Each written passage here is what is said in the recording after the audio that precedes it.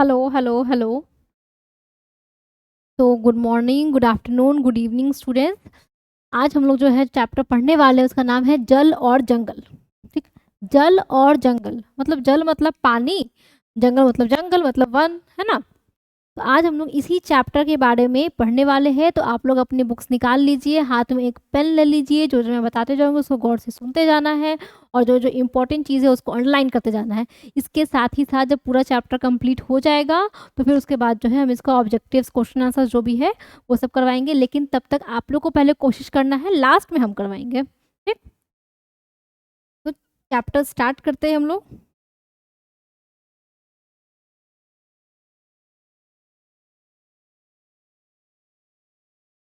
जल। क्या आपने कभी घर, विद्यालय अथवा अन्य स्थान पर जल की कमी महसूस की है? कभी कभी ऐसा होता है ना, मोटर से जब मोटर ऑन नहीं होता है या फिर लाइट कट जाता है, मोटर खराब हो जाता है, तब पानी नहीं आ पाता है, तब उस दिन जो है असली पानी का कीमत समझ में आता है कि नहाने के लिए भी पानी चाहिए, खाने के लिए भी पानी चाहिए, ब्रश करने के लिए भी पानी चाहिए। ऐसा तो जब पानी होता है तब ब्रश करते रहते हैं बच्चे और नल खोल के छोड़ देते हैं। तो पानी का पता तभी तभी चलता है ना जब पानी आसपास ना हो। तो आम तौर पे जो है ऐसा प्रॉब्लम सब लोग फेस करते हैं। आपके माता पिता, शिक्षक सभी आपको जल बर्बाद नहीं करने की सलाह देते होंगे। वो जल बर्बाद हम लोग करते हैं वो अलग बात है। आपने सोचा है कि क्यों हर व्यक्ति का ध्यान जल संरक्षण की ओर आकर्षित करने के लिए टीवी, अखबार, पोस्टरों आदि की सहायता से विज्ञापन दिया जाता है? हाँ, सच में ये तो सोचने वाला बात है ना। अब कुछ लोग सोच रहे होंगे कि पानी पानी तो इतना सारा है, हमारे अर्थ को ही ब्लू प्लेनेट कहा जाता है। क्यों? क्योंकि इसका तो ज़्यादातर भाग जो है पानी से ही घिरा हुआ है। आधा पानी जो है ग्लेशियर के फॉर्म में है, आधा पानी जो है वो समुद्र में है। तो इतना जब पानी ही है तो क्यों हर जगह पानी को बचाने के बारे में कहा जा रहा है ना। क्यों पानी को बचाने के बारे में कहा जा रहा है? क्योंकि पीने लायक पानी, इस्तेमाल करने लायक पानी क्या है? इस्तेमाल करने लायक पानी जो है वह यही पानी है, समुद्र का पानी नहीं है, ना ही वो ग्लेशियर का पानी। ग्लेशियर को तो कब कितना समय लगेगा पिघलने में, और वो पिघल भी जाएगा तो क्या हम लोग के काम में आएगा? उससे क्या बाढ़ आएगा। इसी क्रम में हम प्रतिवर्ष 22 मार्च की तिथि को विश्व जल दिवस के रूप में मनाते हैं। कब मनाते हैं वर्ल्ड वाटर्स डे? 22 मार्च। 22 मार्च को हम लोग world water day, water day, विश्व जल दिवस के रूप में मनाते हैं। हमारे विद्यालयों में जल दिवस के अवसर पर बच्चों के आयु वर्ग के अनुसार पोस्टर प्रतियोगिता, भाषण प्रतियोगिता करवाई जाती है। यह सारे प्रयास जल के संरक्षण के लिए क्यों किए जाते हैं? ताकि लोगों में ज़्यादा से ज़्यादा जो है जागरूकता फैले कि हम लोग जो जल बर्बाद कर रहे हैं ना, वो नहीं करना चाहिए।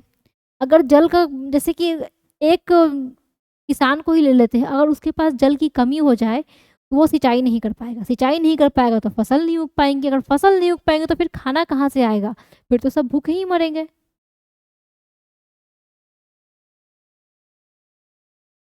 कुछ स्थानों पर जल की अत्यधिक कमी है, नलों में पानी नहीं आना, पानी भरने के लिए लंबी कतारें, लड़ाई झगड़े, धरना प्रदर्शन आदि जैसे दृश्य विशेषकर ग्रीष्म काल में सामान्य रूप से दिखाई देते हैं। क्या यह सही नहीं कि हम अत्यधिक जल की कमी का सामना कर रहे हैं? मतलब सच में जिन लोग, जो लोग जो है पानी की कमी को फेस नहीं कर रहे हैं, उन लोगों को तो मतलब वो लोग तो जल को बचाने के बारे में उतना सोचते ही नहीं है। लेकिन असल में जहाँ पानी का कमी है, जहाँ पानी भरने के लिए लंबा लंबा लाइन लगा जा रहा है, लड़ाई किया जा रहा है, तो ये सब देख के एक तरह से ये पता चल रहा है ना कि यहाँ पे कितनी पानी की कमी है। और पानी को ही हम लोग को ज़्यादा बचा के रखना चाहिए। ऐसा नहीं अगर कुछ कुछ खराब पानी है, जैसे कि हम लोग सब्जी धो रहे हैं, फल धो रहे हैं, और उससे जो पानी बच गया तो पेड़ पौधों में डाल देना चाहिए। कम से कम कहीं तो पानी का उपयोग हो रहा होगा ना। यहाँ पे एक क्रियाकलाप दिया गया है, जल के लिए जनता के संघर्ष और उनकी समस्याओं को सूचीबद्ध कीजिए और कक्षा में उस पर चर्चा कीजिए। आप जान पाएंगे कि जल की कमी पूरे विश्व के लिए चिंता का विषय बन गया है।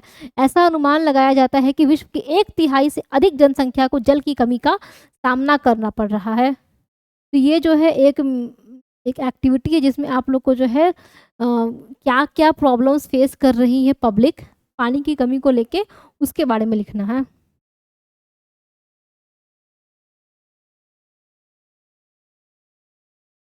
पिछली कक्षा में हमने पृथ्वी पर जल की उपलब्धता एवं स्रोतों के बारे में जाना था। उपलब्ध मृदु जल की मात्रा जानने के लिए निम्नलिखित तालिका को पढ़ के समझिए क्या लिखा हुआ है। मध्य आकार की बाल्टी जिसमें लगभग 20 लीटर जल आती हो वो लीजिए। ठीक है, मान लीजिए कि बाल्टी में भरा जल पृथ्वी पर उपलब्ध कुल जल को प्रदर्शित करता है। मान लेते हैं कि ये पूरा जो है 20 लीटर का बाल्टी है, इसमें जो पानी है ना वो इस चीज़ को बता रहा है कि हमारी पृथ्वी पर जल कितना है। ठीक, अब एक 5 ml क्षमता वाले चम्मच से 100 चम्मच जल मग जैसे किसी छोटे पात्र में डालिए। यह पृथ्वी पर उपलब्ध मृदु जल को प्रदर्शित करता है। अब यहाँ से कम एक 5 चम्मच, 5 मतलब 5 ml वाली क्षमता चम्मच से 100 चम्मच निकालना है, मतलब कि आधा लीटर 500 ml पानी जो है वह निकाल लेना है।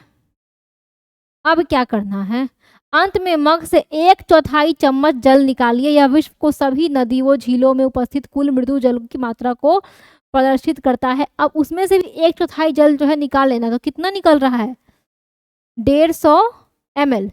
अब मग से 30 चम्मच जल कांच की किसी ग्लास में डालिए।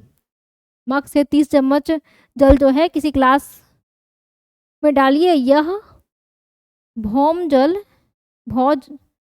को उपयोग में लाया जा सकता है, जो कि प्रदर्शित करता है। मतलब कि ये यहाँ पे थोड़ा देर पहले जो भी हम बताए ना कि अर्थ पूरा का पूरा पानी से भरा हुआ है, फिर भी पानी को बचाओ क्यों कहा जा रहा है, इसलिए जब हम लोग इतना निकाल के कर रहे हैं क्या यूजफुल है क्या उपयोगी है, तो अंत में इतना सा ही जल दिख रहा है उपयोगी है। जब इतना कम दिख रहा है तब तो बचाने की जरूरत है।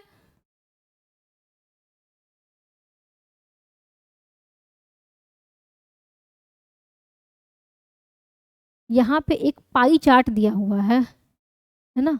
इस पाई चार्ट में क्या दिखा रहा है, यह पूरा का पूरा खारा पानी है, खारा पानी, समुद्र का पानी जिससे हम लोग पी क्या नहा भी नहीं सकते हैं। ये मृदु जल, और इस मृदु जल में भी इतना कम भौम जल। ठीक है, यदि पृथ्वी पर कुल जल की मात्रा बाल्टी में भरे जल जितनी होती तो उसमें से मृदु जल मात्रा 1 मग पानी होता है। शेष पानी तो समुद्र में भरा खारा पानी है।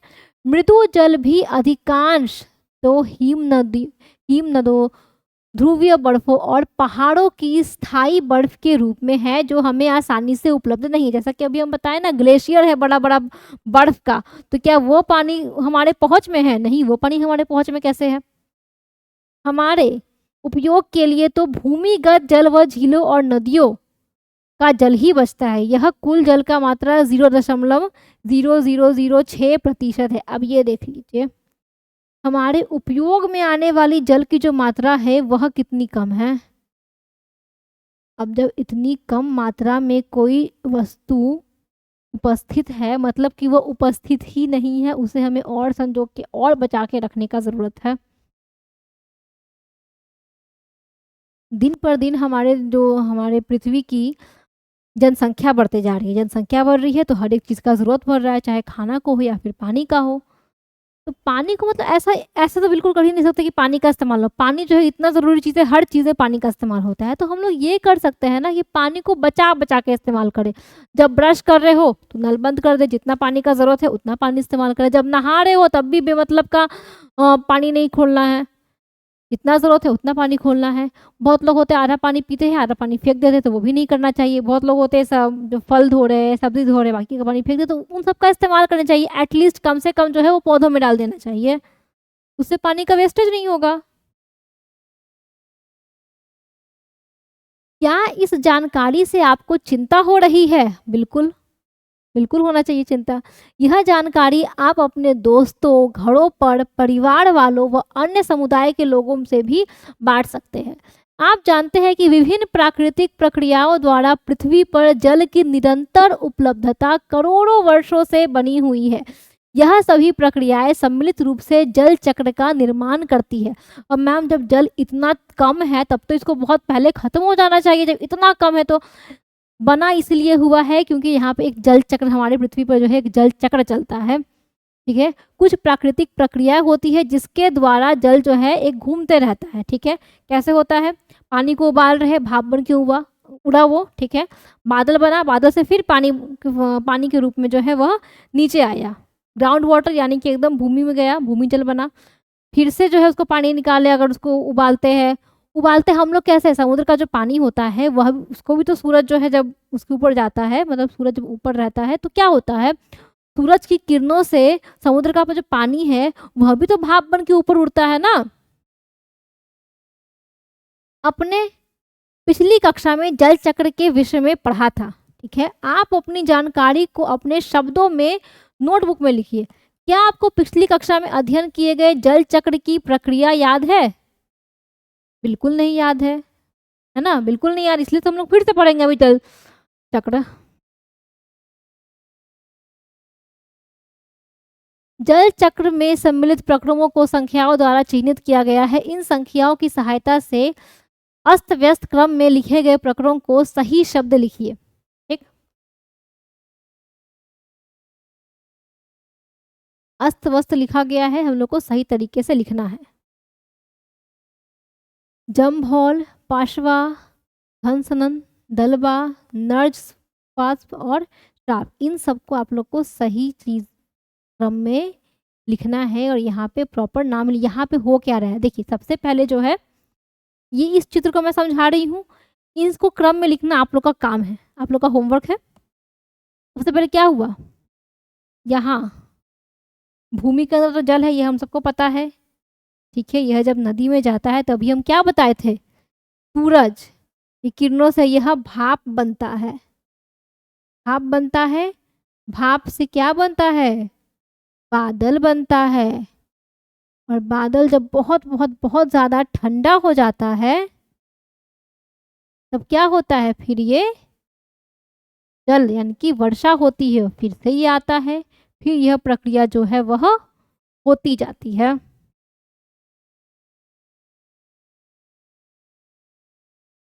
आप जानते हैं कि जल चक्र के द्वारा परिचक्रण के दौरान जल इसकी तीनों अवस्था में ठोस, बर्फ, ठोस जिसको हम लोग बर्फ कह रहे हैं, द्रव जल या पानी, और गैस जल वाष्प के रूप में पृथ्वी पर कहीं भी पाया जाता है।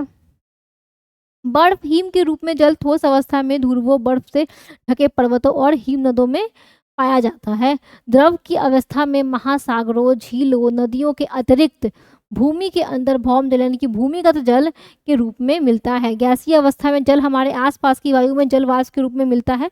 अब जल का भी तीन अवस्था होता है, एक होता है ठोस, जल का भी जो है वो तीन अवस्था होता है, एक ठोस अवस्था होता है, इसके अलावा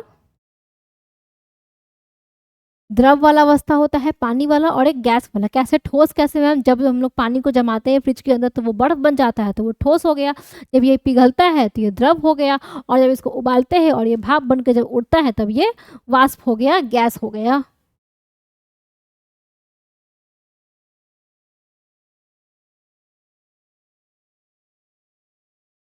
जल की तीनों अवस्थाओं के सतत चक्रण द्वारा पृथ्वी पर जल की कुल मात्रा स्थिर बनी रहती है, जबकि पूरी जनसंख्या और सभी जीव जल का उपयोग कर रहे हैं। क्या आपको इस जानकारी से राहत मिली है? हाँ, थोड़ा तो राहत मिला है। अगर ये वाटर साइकिल नहीं होता, जल चक्र नहीं होता, तब पानी कब का खत्म हो चुका होता और कब का सब कुछ खत्म हो चुका, क्योंकि पानी नहीं तो कुछ नहीं। यहाँ पे एक एक्टिविटी दिया गया है कि हम लोग को ये लिखना है कि भोजन बनाने के लिए जो जल का जब हम लोग इस्तेमाल करते हैं तो वो किस अवस्था में होता है। आप अपनी कक्षा के बच्चों की एक सूची बनाइए, पुनः प्रत्येक बच्चे से कुछ प्रश्नों के उत्तर जानने का प्रयास कीजिए। उत्तर को सारणीबद्ध कर यह जानने की कोशिश कीजिए कि उनके घर में पीने, भोजन बनाने, स्नान करने, बर्तन धोने, फेफड़े, अच्छा यहाँ पे मात्रा लिखना है, धोने के लिए कपड़े धोने के लिए प्रतिदिन कितने जल की आवश्यकता होती है। प्रत्येक कार्य के लिए जल किन से प्राप्त होता है, इसकी आपूर्ति के लिए उन्हें या उनके घरों में लोगों को क्या करना चाहिए। बर्तन धोने के लिए, कपड़े धोने के लिए, स्नान करने के लिए, भोजन, और क्या लिखा हुआ था, घर में पानी, घर में चाहिए। इन सब के अलावा भी तो घर में और पानी, घर धोने के लिए कोई को होता है ना, घर भी धोते हैं, पोछा लगाते हैं, मतलब बहुत सारे ऐसे काम होते हैं, तो उन सब में पानी का कितना मात्रा जो है वह इस्तेमाल होता है वह लिखना है। इससे क्या पता चलेगा? इससे हम लोग को यह पता चल जाएगा ना कि एक आम तौर पे एक दिन में कितने पानी का जो है, कितने मात्रा में जल का इस्तेमाल होता है। आप पाएँगे कि अधिकांश नगरों, बड़े शहरों में जलापूर्ति की अव्यवस्था होती है। जलापूर्ति के लिए विशेष क्रम में पाइपलाइन बिछाई जाती है। जल को आसपास के किसी झील, नदी, तालाब अथवा कुओं से लेके पाइपलाइनों द्वारा आपूर्ति की जाती है। छोटे शहरों एवं गाँव में निकाय अथवा सरकार द्वारा जलापूर्ति की व्यवस्था नहीं की जाती। यहाँ पे ये लिखा हुआ है कि नॉर्मली जो वेल डेवलप्ड जो सिटीज़ होती हैं, विकसित जो शहर होते हैं, वहाँ पे प्रॉपर पाइपलाइन बिछा हुआ होता है, पानी के लिए पाइपलाइन बिछा हुआ होता है। लेकिन जो छोटे शहर एवं जो गाँव होते हैं, वहाँ पे सरकार द्वारा इस जलापूर्ति की अच्छे से व्यवस्था नहीं होती है। वहाँ पे घर-घर में पानी नहीं आता। अभी भी लोग जो है बहुत दूर-दूर से जो है कुआँ से पानी निकालते हैं। तो कोई ज़मीन खोदता है, उससे पानी निकलता है, तो वो तालाब से पानी, मतलब पाइपलाइन नहीं मिलता है। अच्छा फैसिलिटी यहाँ पे, अच्छा अरेंजमेंट नहीं किया हुआ होता है।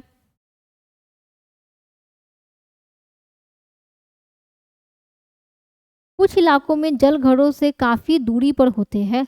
वहाँ से जल ढोकर लाने का कार्य अथवा स्रोतों पर भी इसका उपयोग अत्यधिक कष्टकारी होता है। हमारी जनसंख्या का बड़ा भाग कुओं, नलकूपों अथवा हैंडपंपों से जल प्राप्त करता है। इन स्रोतों को जल कहाँ से मिलते हैं? तो इन स्रोतों को जल कहाँ से मिलता है? भूमि वाला जल से मिलता है, भूमिगत जल से मिलता है ना?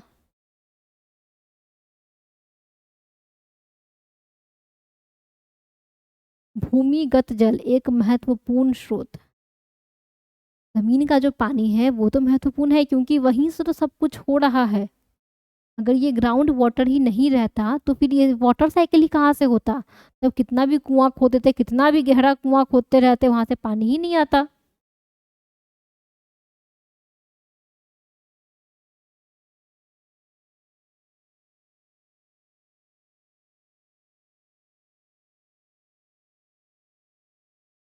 क्या आपने कभी चापानल यानी कि हैंडपंप अथवा नलकूप के लिए बोरिंग होते देखा है? क्या आपने कहीं हौज, टैंक आदि के लिए गड्ढा बनाते देखा है? आप ध्यान दीजिए कि यह गड्ढे एक निश्चित गहराई तक बनाए जाते हैं। ऐसा क्यों? सभी नलकूपों अथवा हैंडपंप में लगे पाइप की लंबाई समान क्यों नहीं होती है? यहाँ पे एक क्वेश्चन दिया गया है कि जो हम लोग गड्ढा बनाते हैं, टैंक क्या लिखा हुआ है यहाँ पे, चापानल, हैंडपंप या अथवा नलकूप के लिए बोरिंग होते हुए क्या आपने देखा है? तो इन सबका जो लंबाई होता है वह गड्ढे का एक निश्चित गहराई होता है, ठीक। अब लेकिन इन सबका जो लंबाई होता है ना, पाइप की लंबाई जो होती है वह समान क्यों नहीं होती है? कहीं पे छोटा, कहीं पे बड़ा। तो जाहिर सी बात है, अगर जल स्रोत जो है वो यहाँ पे है, यहाँ पे जल स्रोत है, बस्ती जो है वो यहाँ पे है, तो यहाँ का पाइप तो लंबा होगा, जाहिर सी बात है। बस्ती जो है वो पास में है, तो यहाँ का पाइप जो है वो छोटा होगा, ठीक। तो ये पाइपलाइन का जो डिस्टेंस है वो किस चीज़ पर डिपेंड कर रहा है कि वहाँ की जनसंख्या जो है वो उस स्रोत से कितनी दूर है या फिर कितनी पास है।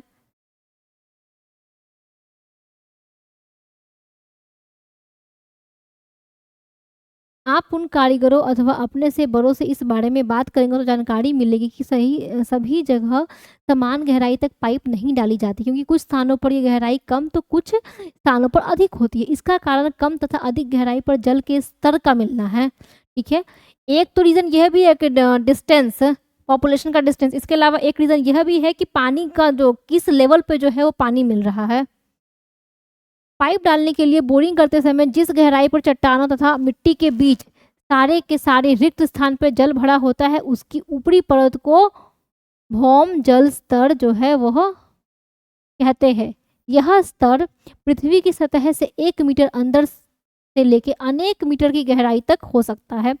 इस स्तर से नीचे पाए जाने वाला जल भौम जल कहलाता है।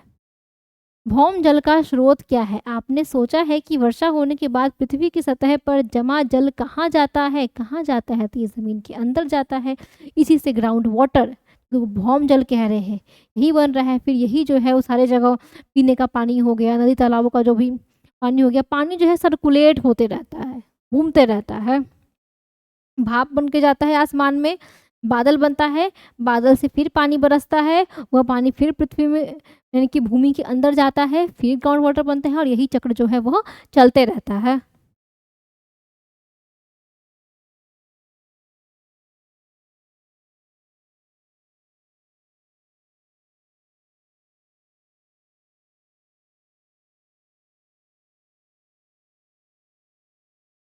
क्रियाकलाप 3, एक आटा चालने यानी कि छानने की चलनी लीजिए, इसमें मिट्टी इस प्रकार भरिए कि थोड़ी जगह खाली रहे। चलनी के नीचे समान गोलाई का कोई बर्तन रखिए। अब चलनी की खाली जगह में से धीरे धीरे पानी भर दीजिए। कुछ समय के उपरांत फिर जल डालिए। प्रेक्षण कीजिए कि आप क्या पाते हैं। चलनी के ऊपरी खाली हिस्सों में जल नहीं है, यह कहाँ गया? यह जल रिसकर बर्तन में जमा हो गया। यह क्या इसी प्रकार गमले में लगे पौधे की जड़ को पानी नहीं मिलता? मतलब ये नॉर्मल सा है कि चलनी लेना, नीचे कोई बर्तन है, ऊपर से हम लोग पानी डालेंगे तो पानी जो है यहीं जाएगा। तो सवाल ये यही पूछ रहे हैं ना, तो क्या इसी प्रकार गमला में जो लगा पौधा होता है उसके जड़ को भी पानी इसी प्रकार मिलता है क्या? बिल्कुल, मिट्टी तो जो होती है वो पोरस होती है ना? उसके अंदर जो है मिट्टी जो होती है, मिट्टी के अंदर जल जो है वो क्या मिट्टी जल को अवशोषित करती है, मिट्टी जल को अवशोषित करती है। जड़ जो है वो मिट्टी में वो जो जल होते हैं उसको अवशोषित करता है। पानी इस तरीके से उनमें जाना जाता है।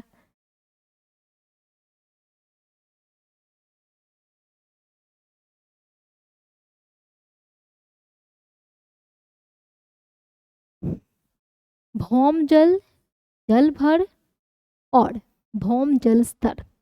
वर्षा जल नदियों, तालाबों, झीलों का जल मिट्टी से रिसकर भूमि के नीचे रिक्त स्थानों तथा दरारों को भर देता है। भूमि के अंदर जल के रिसाव को अंतः स्यंदन कहते हैं।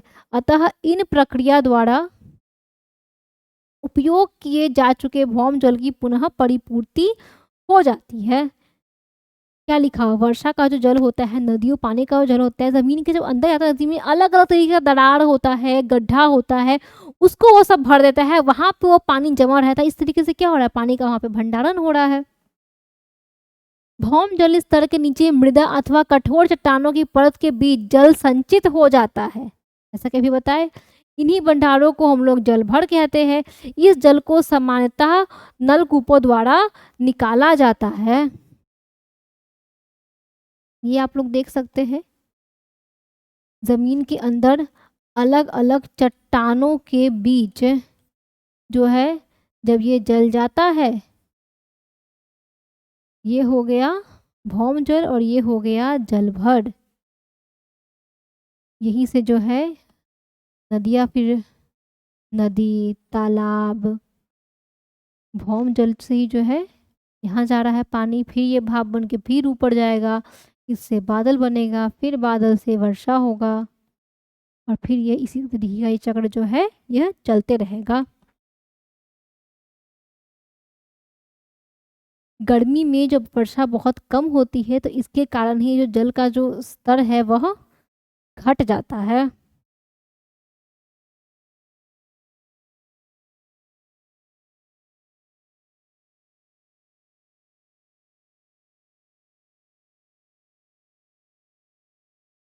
भौम जल स्तर का गिरना।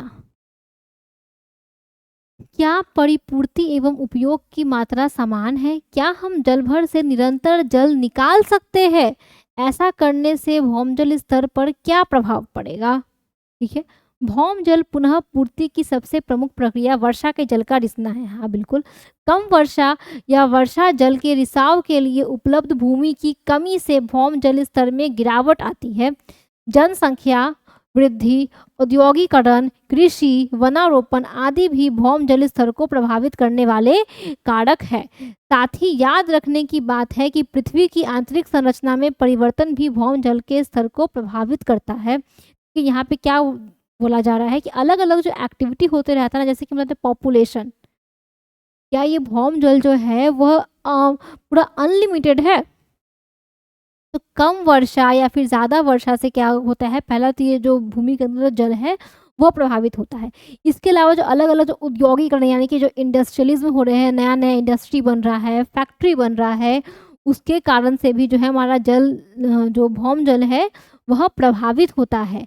कृषि, खेती बाड़ी, वनारोपण, ठीक है, इन सब के वजह से जो है कुछ चीज़ें जो है वो भौम जल का स्तर बढ़ाती है और कुछ चीज़ें जो है भौम जल के स्तर को कम करने का काम करती है। जैसे कि हमारा जनसंख्या हो गया, ठीक है, औद्योगिकरण हो गया, या फिर बहुत अलग अलग ऐसे काम हो गए ना जिनमें पानी का इस्तेमाल जो है बहुत ज़्यादा किया जा रहा है।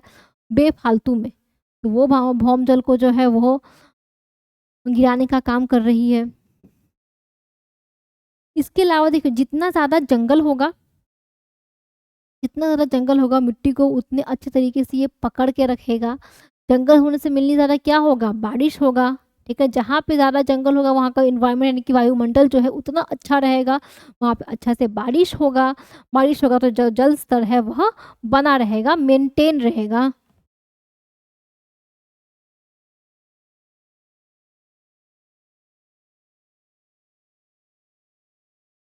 जल संख्या बढ़ाने से भवनों, दुकानों, कार्यालयों और सड़कों के निर्माण के लिए जल की मांग बढ़ी है, बिल्कुल बढ़ी है। विभिन्न कार्यों में जल के उपयोग की मात्रा का आकलन कीजिए। आपके क्षेत्र में होने वाले उन उद्योगों की सूची बनाइए जिसमें ताज़ा जल की आवश्यकता होती है। सूची में उपयोग में लाए जाने वाले जल की मात्रा का भी आकलन कीजिए। आपके क्षेत्र में वर्षा जल के अलावा सिंचाई के क्या-क्या संसाधन हैं?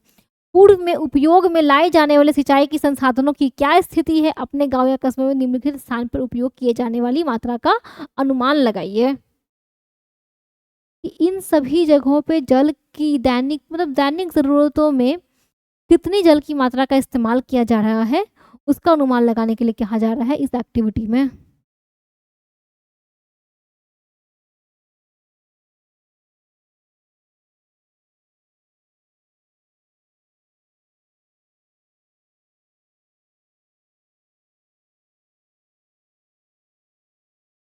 यहाँ पे कुछ पॉइंट्स लिखे हैं, उसके बारे में हम लोग पढ़ लेते हैं।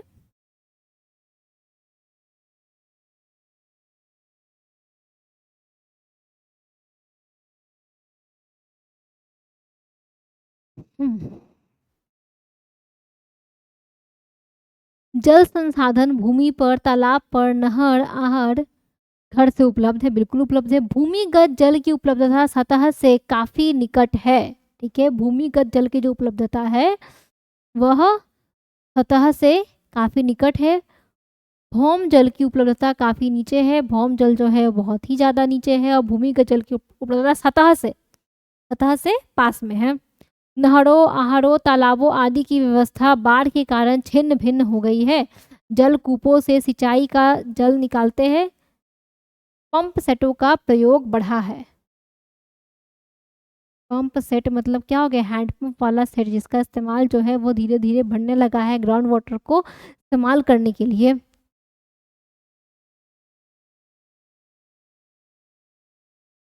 पारंपरिक यंत्रों, रहट, ठोस, मटकुओं आदि का उपयोग भी बढ़ा है। हमारे राज्य के विभिन्न क्षेत्रों में जल की उपलब्धता समान नहीं है। इसके अनेक कारण हैं, जिसमें सबसे प्रमुख कारण वर्षा का वितरण है। हम लोग का जो राज्य है वहाँ पे जल का जो आवश्यकता है यानी कि उपलब्धता है वह समान नहीं है, क्योंकि अलग अलग जगह पे वर्षा भी अलग अलग समय पे कह सकते हैं, और वर्षा की जो जल की मात्रा है वह भी अलग अलग होती है। कुछ स्थानों पर अत्यधिक वर्षा होती है, कुछ स्थानों पर बहुत कम वर्षा होती है। अत्यधिक वर्षा से अक्सर उत्तर बिहार में बाढ़ आ जाती है, वहीं दक्षिण बिहार में कम वर्षा के कारण जल की कमी हो जाती है और सूखा पड़ जाता है। ज़्यादा वर्षा होने के कारण जो उत्तर बिहार जो होता है वहाँ पे बाढ़ आ जाता है, और दक्षिण बिहार में जो रहता है वह सूखा हो जाता है।